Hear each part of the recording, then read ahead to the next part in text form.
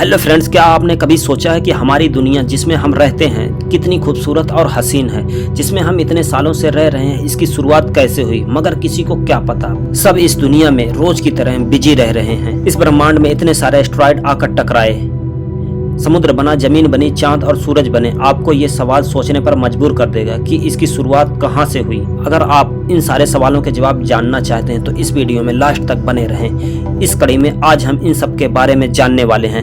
Video में आगे बढ़ने से पहले चैनल को लाइक और सब्सक्राइब भी कर दें ताकि आने वाली वीडियो की नोटिफिकेशन आपको टाइम पर मिल जाए। जब साइंटिस्ट को ये पता चला कि हमारा ब्रह्मांड हर सेकंड सूरज की रोशनी से भी तेज चारों तरफ फैल रहा है, हम इंसानों ने अभी तक कोई ऐसी टेक्नोलॉजी डेवलप ही नहीं कर पाए हैं कि जो ब्रह्मांड के किनारों पर जाकर वहां देख सके कि ये ब्रह्मांड आगे विस्तार से कैसे फैल रहा है।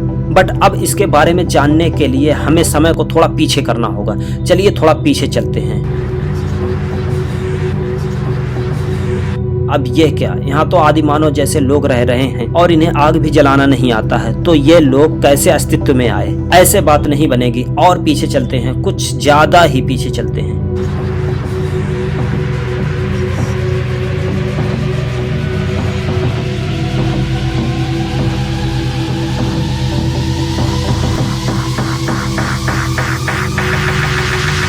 आज से करीब 13.8 अरब साल पहले ये हमारा इन्फिनिटी ब्रह्मांड है। आप जो ये गोला देख रहे हैं, इसी छोटे से परमाणु गोले के अंदर पूरा का पूरा ब्रह्मांड है। जो भी पास्ट, प्रेजेंट, फ्यूचर की घटनाएं घटने वाली हैं, सब इसके अंदर समाई हुई हैं। बट अभी यहाँ पर ये सब चीजें एग्जिस्ट ही नहीं करती हैं। इस एनर्जी वाले गोले के अंदर टाइम का कोई एग्जिस्टेंस नहीं है।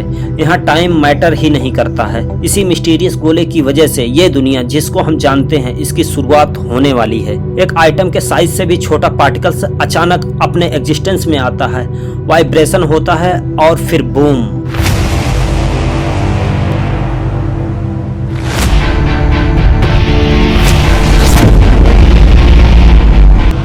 यानी कि ब्लास्ट हो जाता है।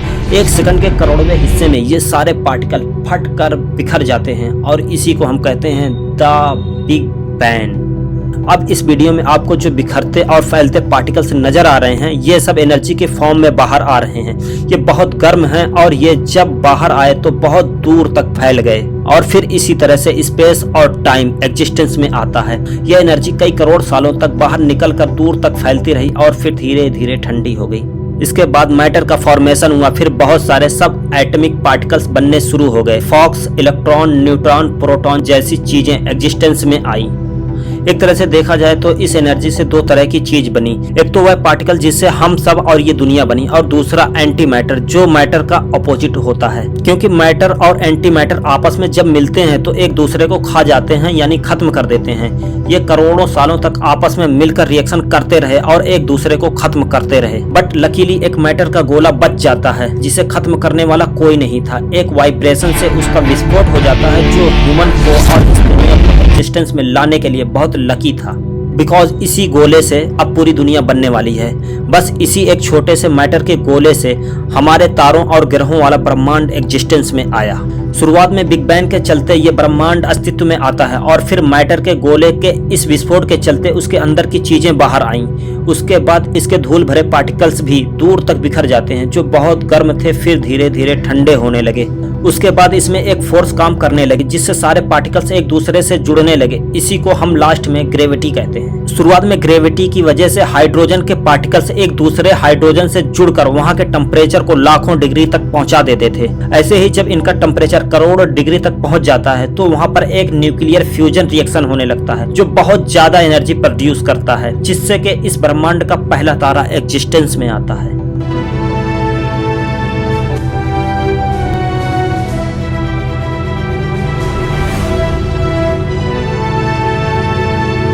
और ग्रेविटी के इस तरह से काम करने से 200-300 तारे बने और फिर लाखों सालों में अरबों तारे एग्जिस्टेंस में आए। जी हाँ, यही वो तारे हैं जिसे आप रात को आसमान में देखते हो। ये ब्रह्मांड की शुरुआत में इसी तरह से बने थे।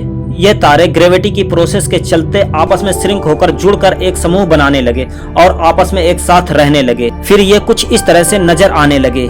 क्या ही खूबसूरत नजारा है। इन ढेर सारे तारों के समूह को हम गैलेक्सी कहते हैं। बस इसी तरह से उस एक आइटम की वजह से ग्रेविटी ने अपना काम किया, जिसकी वजह से लाखों अरबों गैलेक्सी और आकाश गंगाएं एग्जिस्टेंस में आए। इन्हीं गैलेक्सियों के समुद्र में कोई एक ऐसी गैलेक्सी बनी जिसे हम द मिल्की वे के नाम से जानते हैं। यही वो गैलेक्सी है जिसमें हमारी प्यारी सी खूबसूरत सी पृथ्वी एग्जिस्टेंस में आती है। अच्छा लगा ना सुनकर? उतना ही अच्छा हमें भी लगेगा जब इस वीडियो को लाइक और सब्सक्राइब कर दोगे। तो कर दो ना यार, सोच क्यों रहे हो। इस गैलेक्सी के अंदर खरबों तारे मौजूद थे, जिसमें कुछ डस्ट अभी भी बचे हुए थे जो स्पेस में फैले हुए थे। बट ग्रेविटी का पावर हमेशा से चलता रहा, रुका नहीं, जिससे कि ये डस्ट पार्टिकल्स भी आपस में आकर जुड़ने लगे, जिससे छोटे बड़े एस्ट्रॉइड, मीटरॉइड, ग्रह, तारे बनने लगे और भी ढेर सारे प्लैनेट सामने बनकर आने लगे। और इन्हीं सारे पार्टिकल से एक रॉकी ग्रह भी बनने लगा जिसका सरफेस सॉलिड था। और किसी को क्या पता कि इसका नाम अर्थ यानी कि धरती होने वाला है। सॉलिड पार्टिकल्स आपस में जुड़कर प्लैनेट तो बन गए, बट जो बचे खुचे पेवर आइटम थे आपस में मिलने लगे। फिर वही हुआ जो पहले हुआ था।